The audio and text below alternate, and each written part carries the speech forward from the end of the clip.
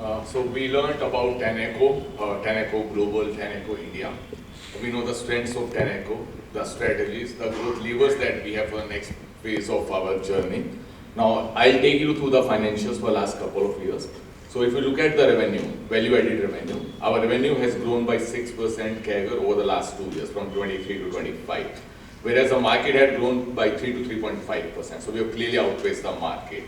If you look at the margins, in terms of EBITDA, very strong margins, 18.6% EBITDA in FY25. Not only that, look at the improvement in the last 2 years. From 23 to 25, we have improved our margins by 400 basis points.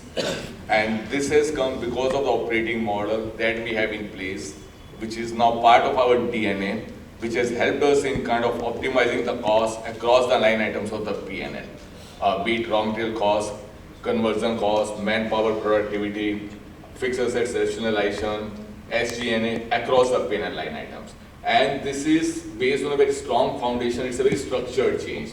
There is no one-off or a dog or some gain which has come by accident. No, it is structured change. And hence these margins are sustainable.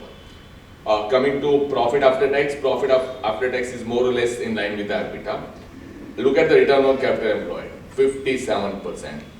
I think best in the industry for sure, but one of the best in the overall market as well. And I'll tell you why we are kind of having such a strong return on capital employed.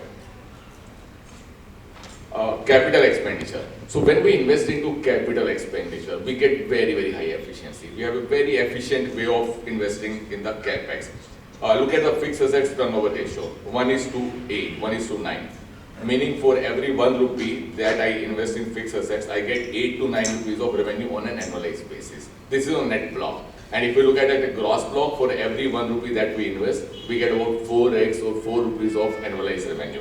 And how is this happening? So we have a very standardized and modular approach for investment into the capex, meaning one plant can produce more than one product, and likewise many plants can produce one product. It's pretty flexible, pretty standardized, and hence we get very efficient FAR and asset utilization.